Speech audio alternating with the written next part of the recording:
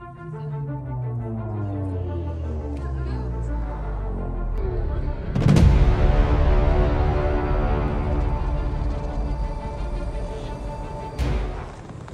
back to Don's Life. Welcome to the channel. Thanks for joining today. That clip that you just saw, coupled with a video I made not that long ago about four-wheel driving in snow, those things together prompted me to make you this video.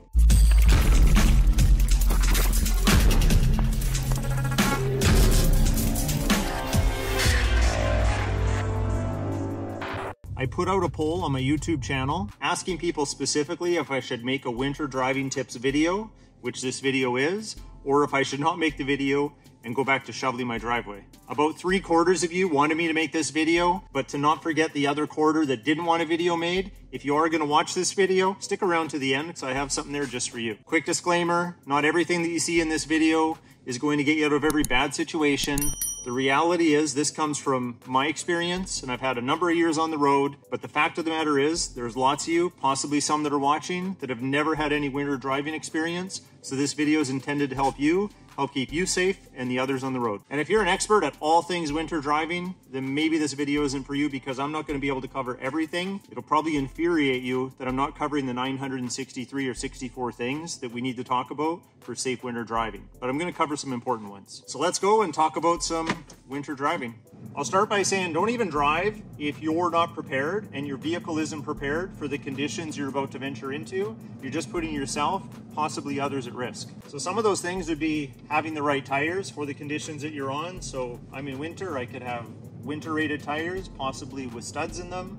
You might want to have jumper cables, maybe a booster pack, maybe a smart charger like a CTEK CS Free. You'll definitely want a window scraper. You might even want some emergency items like a flashlight and a blanket in case you break down. Always clear your car of excess snow. You want to have good visibility, and don't be that person that's got a large amount of snow on top of your vehicle that's going to blow off at high speed and land on somebody else's windshield.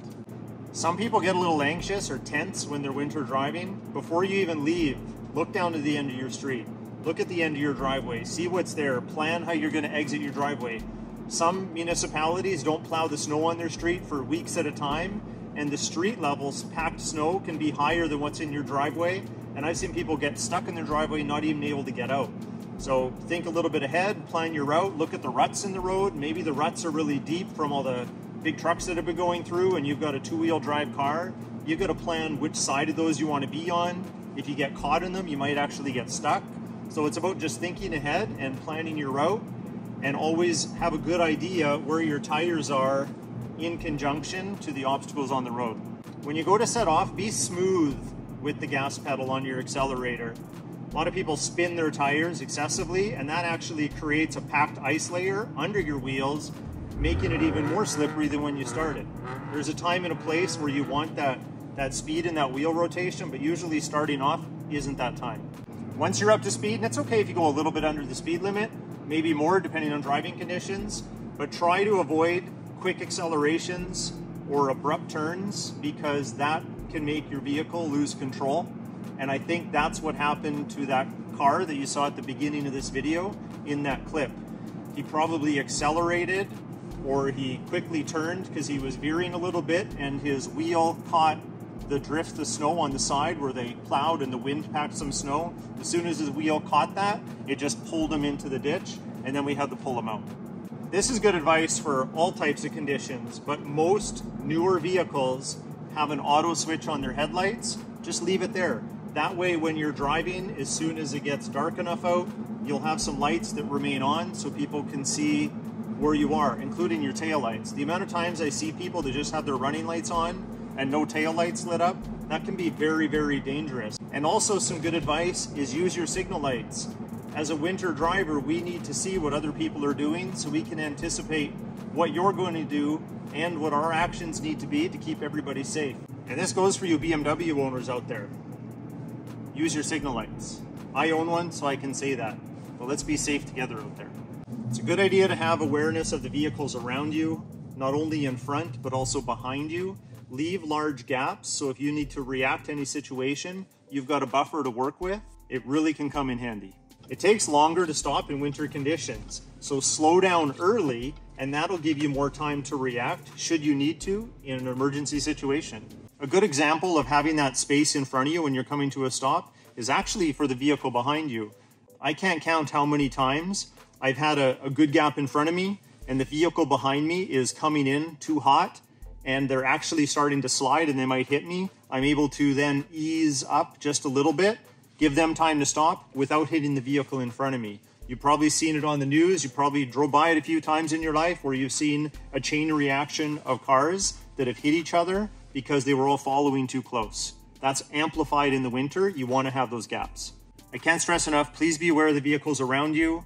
Everybody has reduced reaction time, so please don't be that person that does something silly like cutting somebody off where everyone else has to try and react when the ability to do so has just been inhibited because of the terrible weather conditions. I see this one quite often actually. I've done it myself, but you need to slow down appropriately before making a turn. I see people that might want to turn off onto a side street and they're used to just going a certain speed and making the turn. Normally that'd be okay, but when you have snow and ice conditions, you actually have to come sometimes almost to a complete stop, make the turn, and then accelerate out of the turn. If you don't, your forward momentum is just going to carry you forward. You might actually get a little bit of your angle, but you could slide into a vehicle that's also waiting at that turn. You might hit the curb, you could hit a sign. Basically, you could avoid that accident by slowing down appropriately for the turn you're about to make. Don't accelerate in the turn. Wait till you're pointed where you want to go and then start accelerating again. Get to know your vehicle, especially its driving characteristics. What if you got into a slide and you were about to drift and hit something? Do you know what would happen if you applied the brakes? Do you know what would happen if you accelerated? Do you know which way to turn your wheel? It's very important that you know how to react because you can regain control in some situations.